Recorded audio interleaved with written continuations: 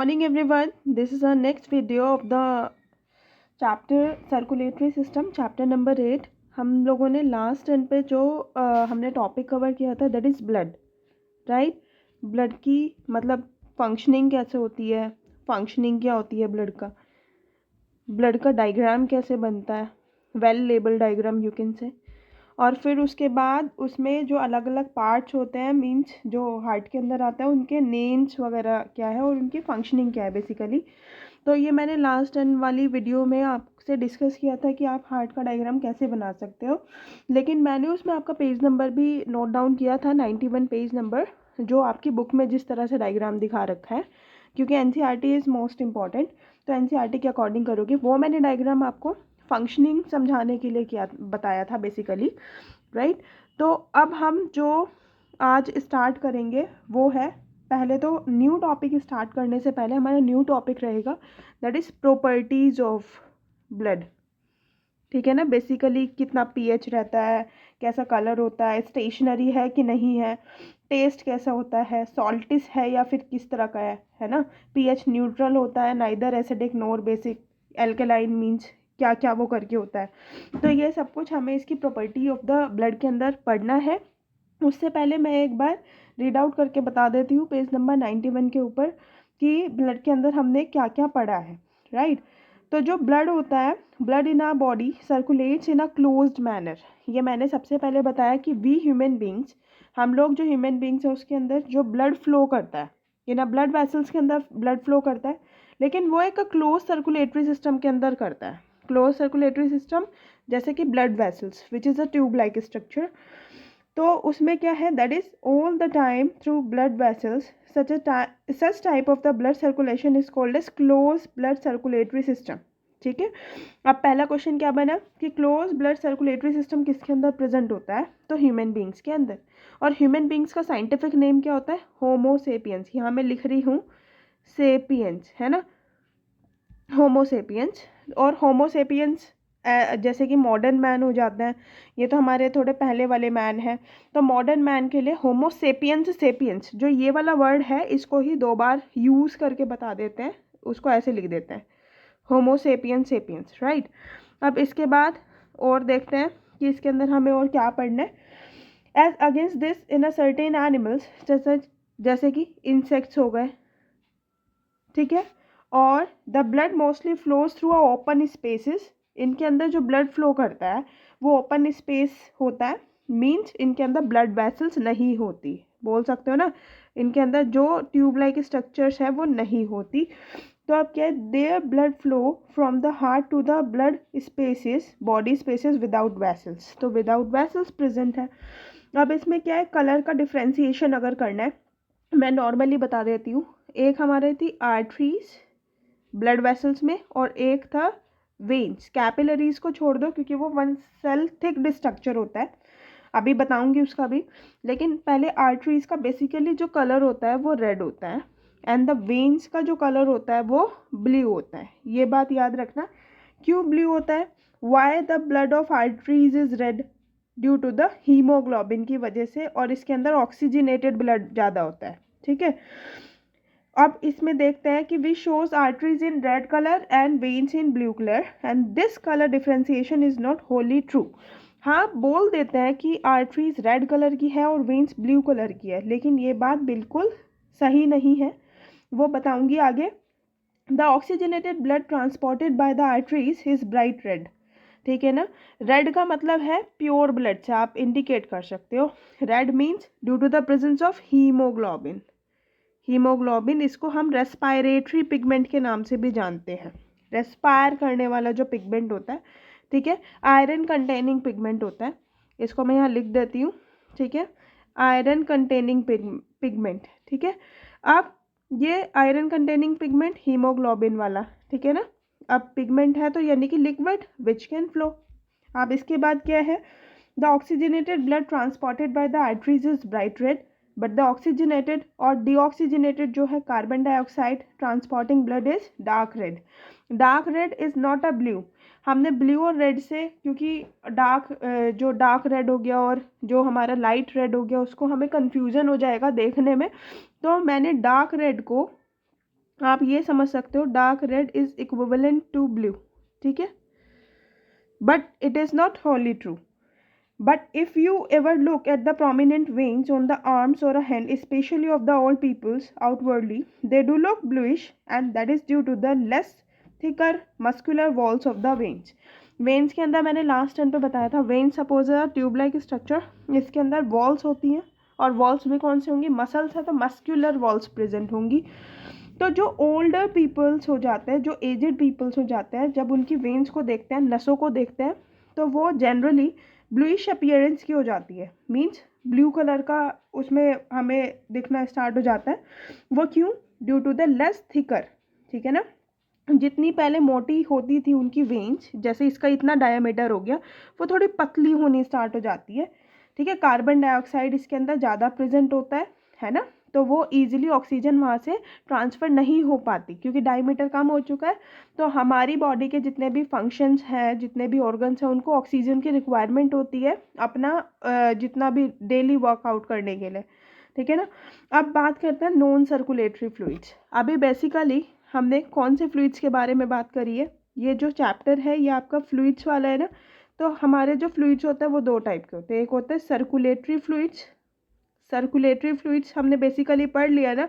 Circulatory fluids के अंदर हमने दो चीज़ें पढ़ी है, ब्लड एंड लिम्फ, ब्लड और लिम्फ. लेकिन ये एक दूसरे वाला हमारा फ्लूइड कौन सा होता है, नॉन सर्कुलेटरी फ्लूइड, ठीक है, नॉन सर्कुलेटरी वाला फ्लूइड. अब इसके अंदर क्या है, जैसे नॉन सर्कुलेटरी फ्लूइड के अंदर क्या है, जैसे कह देते हैं ना कि जॉइंट पे जब कोई नीचे बैठता है, जब कोई एजेड सा पर्सन हो या फिर मिडिल एज पर्सन के भी आजकल होने लग गया है, तो दो जो बोन्स होती है जब वो आपस में टकराती है तो एकदम चट की आवाज़ आती है ना. तो दैट इज साइनोवियल फ्लूइड, जिसको बोलते हैं जो जोड़ों के बीच में फ्लूइड होता है, दो बोन्स के बीच में फ्लूइड होता है. तो there are some other fluids located in a particular organs such as synovial fluid. मैं इसका नाम लिख देती हूँ, ठीक है. साइनोवियल फ्लूइड, साइनोवियल फ्लूइड, वो फ्लूइड जो दो, सपोज ये बोन और ये बोन, ठीक है, इसके बीच में ये यहाँ पे फ्लूइड भरा हुआ है, एंड इसको फ्लूइड को तो बोलेंगे साइनोवियल फ्लूइड, एंड इस स्पेस को बोलेंगे साइनोवियल स्पेस, ठीक है. ये कैविटी भी बोल सकते हो आप लोग. विट्रस ह्यूमर, जैसे कि हमारी आँख होती है, आई होती है, ह्यूमन आई. ह्यूमन आई के अंदर जो लेंस होता है और रेटिना होता है, यहाँ पे भी हमारे दो तरह के लिक्विड प्रेजेंट होते हैं. एक तो बाहर की साइड प्रेजेंट होता है, लेंस से बाहर की साइड, एक होता है अंदर की साइड. तो ये जब आई होगा डिटेल वहाँ पे होगा, लेकिन अभी उन फ्लूइड्स का आप नाम देख लेना. Very first one is the vitreous humour, vitreous humour, and the second is aqueous humour, right. अब इसके बाद ये सर्कुलेट नहीं करते हैं. अगर किसी ने क्वेश्चन पूछा कि name two non circulatory fluid, तो आप बोल सकते हो very first one is the synovial fluid and the second one is the vitreous humour या फिर एक्वस ह्यूमर. अब इसके बाद करेंगे, आज का जो टॉपिक है वो है इसकी प्रॉपर्टीज़, किसकी, ब्लड की properties, properties of blood, blood properties, right. चलो स्टार्ट करते हैं. इसमें सबसे पहला पॉइंट है, very first one point is never stationary. Never stationary, stationary means stationary position, जो कभी रुकता नहीं हो. स्टेशनरी का मतलब रुकना होता है ना, तो जो कभी रुकता नहीं है, मीन्स जिसकी टेंडेंसी है फ्लूइडिटी की, फ्लूइड जो फ्लो कर सकता है. Blood is always in motion from the heart to the arteries and back through the veins. ये बात समझ आ रही होगी. आर्टरीज जब फंक्शन देखा था ब्लड का, तो आर्टरीज जो थी, आर्टरीज के अंदर तो ब्लड जा रहा था बट वेन लेकर आ रहा था, है ना.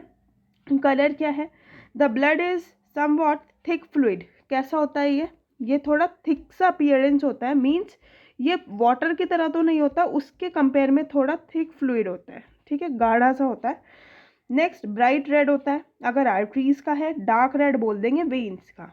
मैंने अभी बताया था वेन्स के लिए डार्क रेड के लिए हमने क्या वर्ड यूज़ किया है, डार्क रेड के लिए हमने वर्ड यूज़ किया था ब्लू, जिसकी वजह से कन्फ्यूज़न ना हो, ठीक है. अब वॉल्यूम की बात करते हैं, है ना. हमें ये भी तो पता होना चाहिए ना कि अगर हम ह्यूमन बीइंग हैं तो हमारी बॉडी के अंदर कितना पर्टिकुलर ब्लड प्रेजेंट होता है. तो वो बॉडी के अंदर कितना प्रेजेंट होगा, तो वॉल्यूम की बात करते हैं। तो ये on an average adult human being के अंदर 5 to 6 लीटर्स के करीब करीब प्रेजेंट होता है, ठीक है, 5 to 6 लीटर्स, या फिर किसी किसी के अंदर 5 to 5.5 के करीब करीब भी प्रेजेंट होता है। इस वैल्यू को अप्रॉक्सीमेट ले लेते हैं, वो पर्सन टू पर्सन डिपेंड करता है, लेकिन 5 से 5.5 6 के बीच तक रहता ही है, ठीक है। अगर किसी को सीरियस डिजीज़ है तो उसमें कोई क्रिटिकल कंडीशन आ सकती है, बट बेसिकली इतना तो रहेगा ही।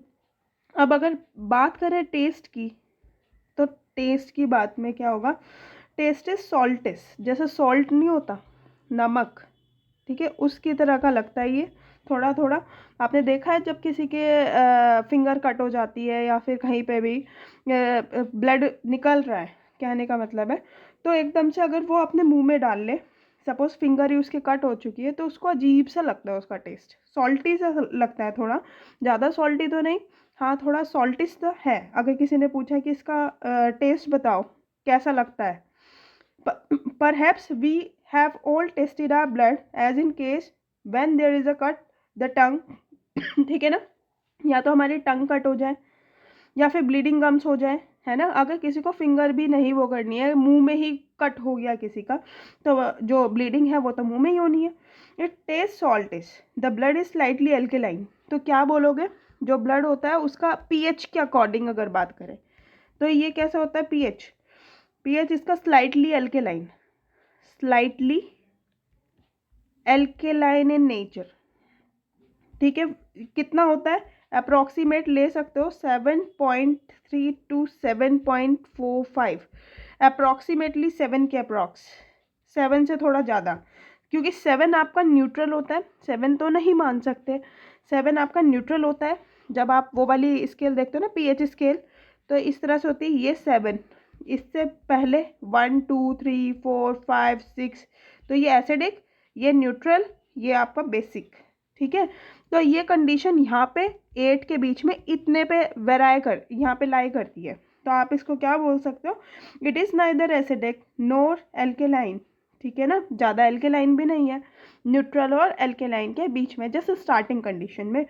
तो अब बात करते हैं फंक्शन की, ठीक है। तो फंक्शन अभी हमने बेसिकली क्या किया है, प्रॉपर्टीज़ की है, तो अब हम बात करते हैं functions of blood. Function of blood हमारा क्या है, the main function of the blood in a body can be treated under 2 broad headings, जैसे कि ट्रांसपोर्ट कैसे होता है और उसका प्रोटेक्शन कैसे होता है, ठीक है। तो यहाँ देख सकते हो, transport by blood, transport of digested food, हमारा फूड डाइजेस्ट कैसे हुआ, डाइजेशन में भी तो हेल्प करता है कहीं ना कहीं, क्योंकि हमारे अंदर कोऑर्डिनेटिव जैसे होते हैं ना, कंट्रोल एंड कोऑर्डिनेशन वाला आपका चैप्टर था, तो जैसे बॉन्डिंग होती है हर एक सिस्टम की, हमारी जो ह्यूमन बीइंग की बॉडी होती है वो एक दूसरे से लिंक्ड रहता है।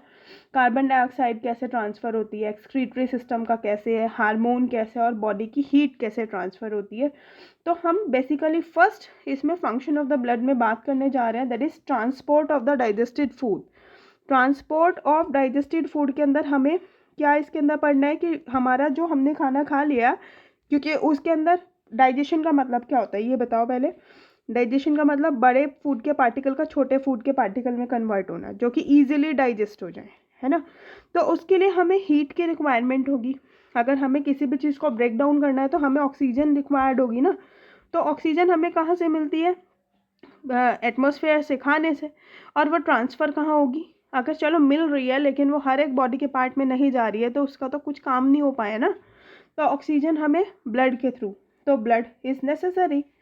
तो देखो, transport of the digested food from the alimentary canal to the tissue. एक बात आती है यहाँ पे, एलिमेंट्री कैनाल। एलिमेंट्री कैनाल क्या होती है, आप लोग ना एलिमेंट्री कैनाल, चलो मैं ही बता देती हूँ।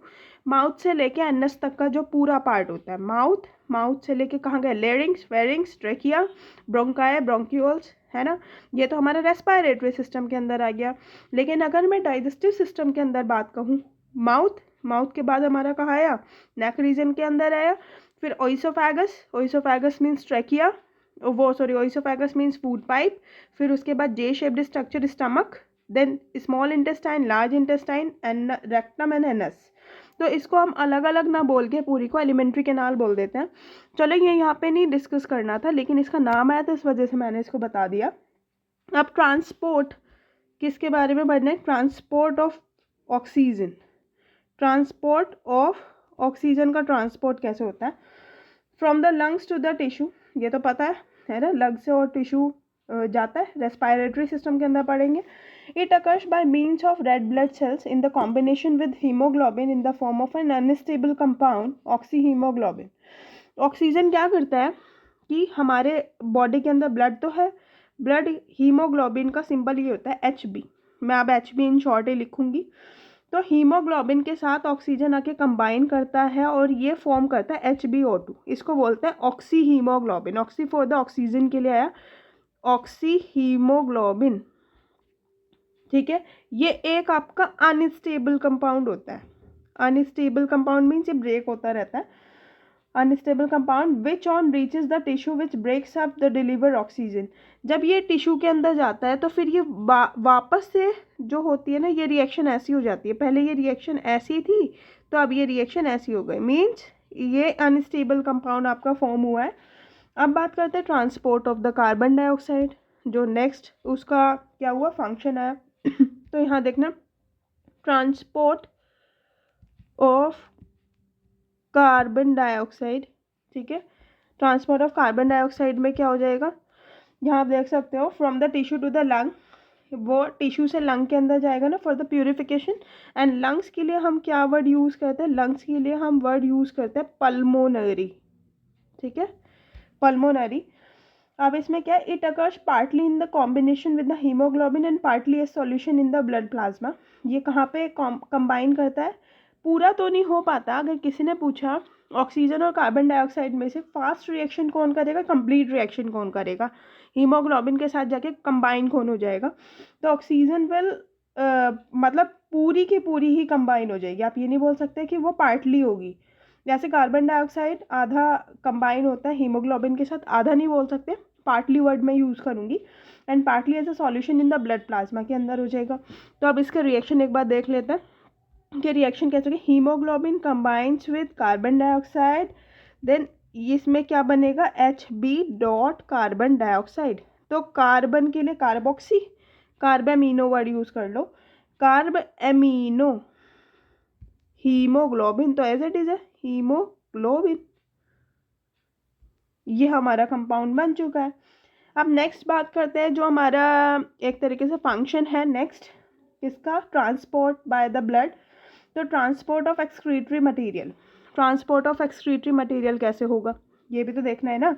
ट्रांसपोर्ट ऑफ एक्सक्रीटरी का मतलब मैंने आपको बताया था रिमूव करना, है ना, रिमूव करना, लेकिन किसका? नाइट्रोजिनस वेस्ट प्रोडक्ट जो हमारी बॉडी के अंदर बना है उसका रिमूवल होना, ठीक है। तो from the tissue to the liver, kidney और स्किन भी एलिमिनेट में हेल्प करती है।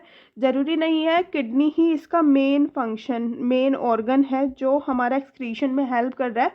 साइड फंक्शन आपका स्किन का भी होता है, आपके टीयर्स का भी होता है ना, आपके लीवर का भी होता है, ऐसे सारी चीज़ों का होता है। जो हमारा स्वेट होता है, पसीना होता है, उसमें से भी हमारा कुछ ग्राम, एक ग्राम तो बहुत ज़्यादा क्वांटिटी हो गई, कुछ परसेंटेज में हमारा यूरिया एक्सक्रीट होता है, ठीक है। जब हम रोते हैं तो जो टीयर्स निकलते हैं उसमें भी कुछ परसेंटेज यूरिया का निकलता ही है।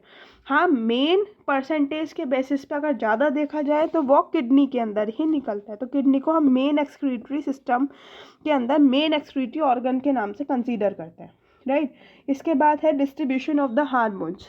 डिस्ट्रीब्यूशन ऑफ द हार्मोन्स के अंदर बात करनी है कि जो हार्मोन्स है वो कैसे डिस्ट्रीब्यूट है हमारी बॉडी के अंदर, ठीक है। और हार्मोन ज़्यादा हो जाए तो क्या होगा, कम हो जाए तो क्या होगा, फीडबैक मैकेनिज्म क्या होता है, इसमें बहुत इंपॉर्टेंट है और इसमें बहुत ज़्यादा कन्फ्यूज़न भी हो जाती है।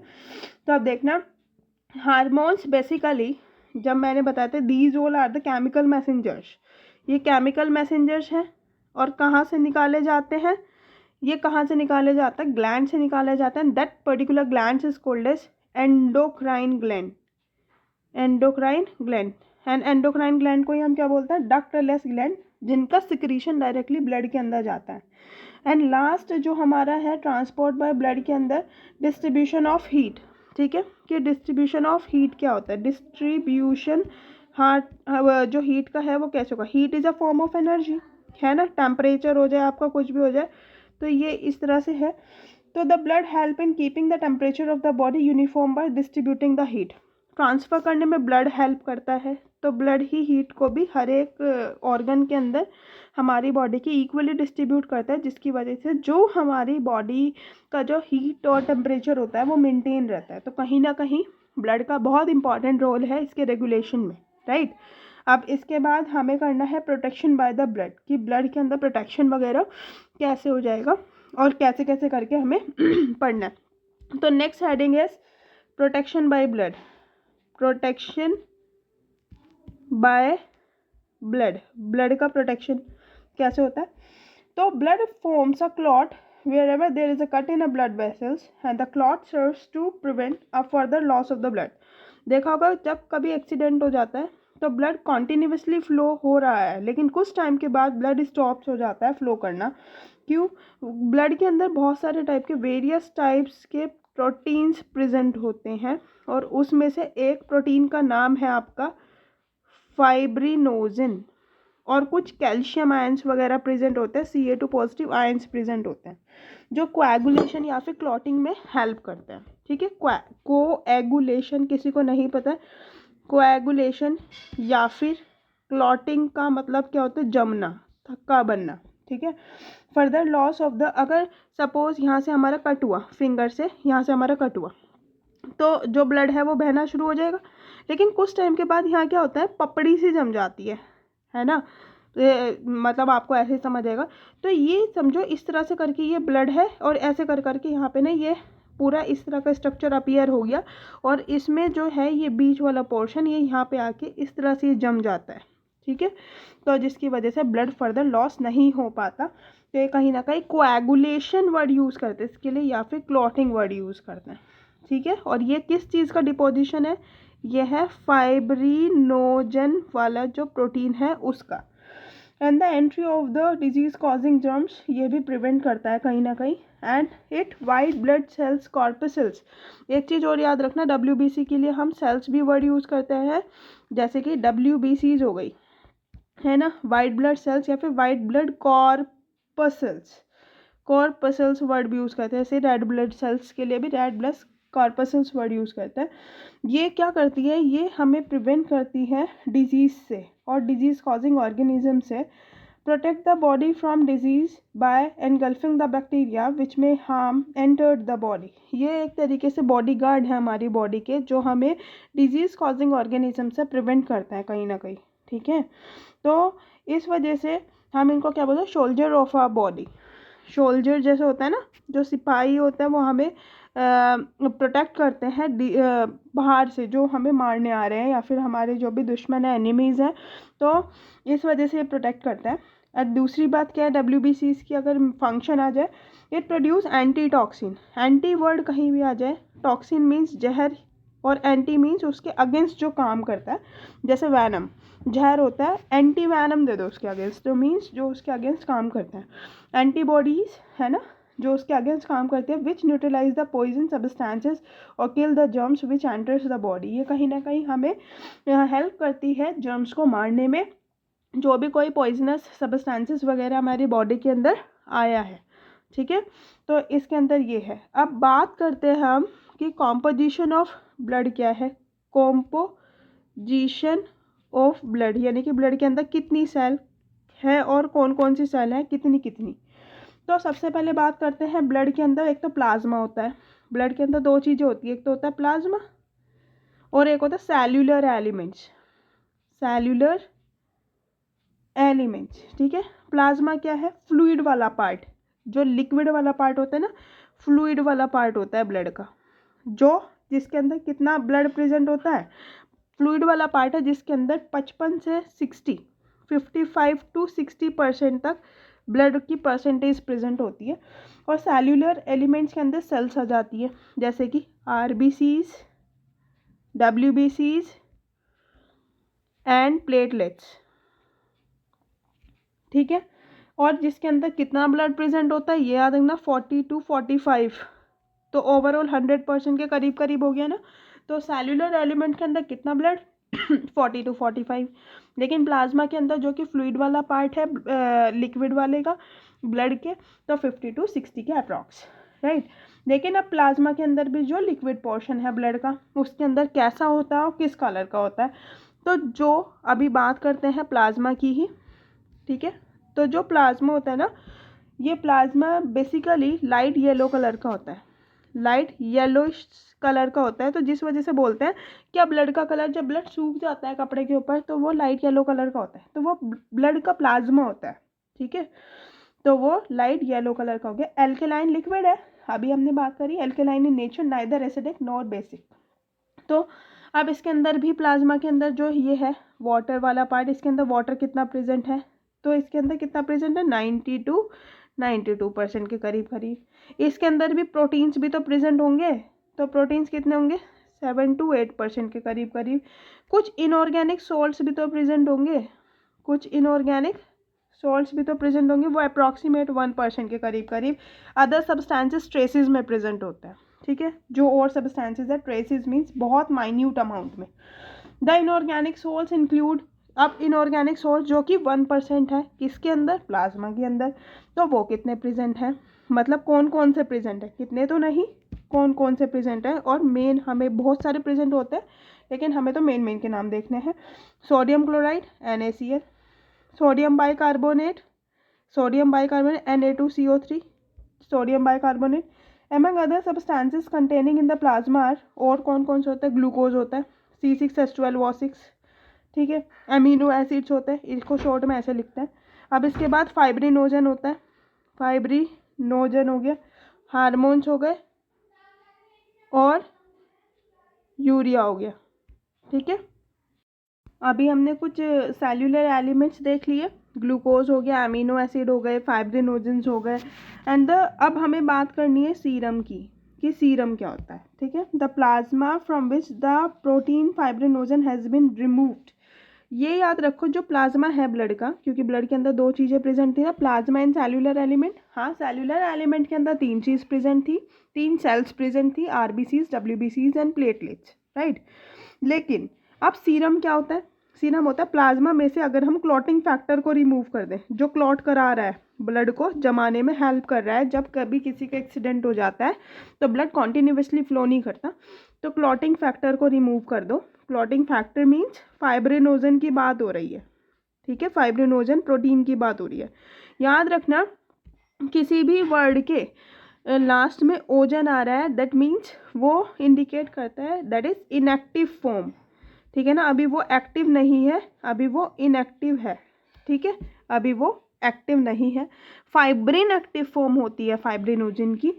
तो इसमें यही है कि सीरम क्या है, प्लाज्मा में से क्लॉटिंग फैक्टर को रिमूव कर दो या फिर प्रोटीन फाइब्रिनोजन को रिमूव कर दो तो वो सीरम कंसीडर हो जाता है, ठीक है। अब नेक्स्ट टर्न पे है ना, नेक्स्ट टर्न पे जब हम पढ़ेंगे तो अब हम पढ़ेंगे सेल्यूलर जो हमारे एलिमेंट्स हैं, सेल्यूलर एलिमेंट्स हमारे क्या होते हैं, द फॉर्म्ड और cellular element of the blood shaped structure के बेसिस पे विजिबल होते हैं कि नहीं होते हैं मैग्नीफिकेशन में, तो वो हमारे तीन कैटेगरीज में हो गए। ये मैंने आपको बताया है। RBCs क्या होता है थोड़ा थोड़ा सा बताती हूँ, फिर नेक्स्ट टर्न पे कर लेंगे। तो इसको इरिथ्रोसाइट्स भी बोलते हैं। तो इरिथ्रोज वर्ड किसके लिए आया था, इरिथ्रोज वर्ड किसके लिए आया था, रेड के लिए, ठीक है। ये माइन्यूट, ये कैसी होती है, ये minute biconcave disc like shape, जैसे डिस्क होती है ना, बाइकॉनकेव डिस्क लाइक शेप की होती है। तो इसके लिए आप लोग वर्ड यूज कर सकते हो, बाइकॉनकेव डिस्क लाइक शेप। कौन, RBCs, रेड ब्लड कॉर्पसेल्स। और ये क्या होती है, फ्लैट होती है सेंटर पे से, थिक एंड राउंड होती है पेरीफेरी, यानी कि पेरीफेरी यानी कि बाउंड्री के ऊपर से, ठीक है। तो इसका आप स्ट्रक्चर देख सकते हो अपनी बुक का पेज नंबर 93, ठीक है। अब इसके बाद क्या है, ये बहुत ज़्यादा स्मॉल होती है जिसका साइज माइक्रोन में होता है, 7 माइक्रोन के करीब करीब डायमीटर, ठीक है। अब इसमें क्या है, 10 small size plus the concavity on either side provides a large surface area which makes them very efficient in absorbing the oxygen. WBCs RBCs में से जिसकी ज़्यादा प्रॉपर्टी होती है, मीन्स जिसकी ज़्यादा बोल सकते हो एब्जॉर्ब करने की पावर किसकी है, एफिनिटी किसकी है ऑक्सीजन को ट्रैप करने की, तो वो RBCs की होती है, इसके स्ट्रक्चर की वजह से। ठीक है, इस तरह का स्ट्रक्चर होता है। तो इसके अंदर क्या है, इसका लार्ज सरफेस एरिया होने की वजह से ऑक्सीजन इसकी एफिनिटी एब्जॉर्ब करने की पावर इसकी ज़्यादा हो जाती है। तो इसमें क्या कहोगे, अगर किसी ने पूछा कि कौन सबसे ज़्यादा ऑक्सीजन को एब्जॉर्ब कर सकता है, तो RBC। तो इसका रीज़न क्या आएगा आपका, इसका रीज़न है due to large surface area, due to large surface area. ठीक है, या ये बोल सकते हो the small size enables the red blood cells, या फिर ऐसे बोल दो इट प्रोवाइड्स आइदर मतलब side of the large surface area which makes them very efficient in absorbing the oxygen. आप कुछ भी बोल सकते हो। अब हीमोग्लोबिन क्या होता है, हीमोग्लोबिन के बारे में देखना है हमें। ठीक है ना, तो हीमोग्लोबिन देखते हैं। हीमोग्लोबिन आपको पता है ना, ये क्या है, आयरन कंटेनिंग पिगमेंट है, वेरी इफेक्टिव केमिकल कॉन्स्टिट्यूट होता है RBCs का, जो कलरलेस स्पॉन्जी बॉडी और स्टोमा मीन्स कैविटी होती है, स्टोमा मीन्स कैविटी, खाली स्पेस। ठीक है, कंटेन रेस्पायरेटरी पिगमेंट, बता दिया रेस्पायरेटरी पिगमेंट होता है, आयरन कंटेनिंग पिगमेंट होता है। इसके अंदर हीम वर्ड जो होता है ना, हीमोग्लोबिन का हेमिन वर्ड प्रोटीन के लिए आता है, वो आयरन के लिए आता है, एंड द प्रोटीन के लिए ग्लोबुलिन वर्ड आता है।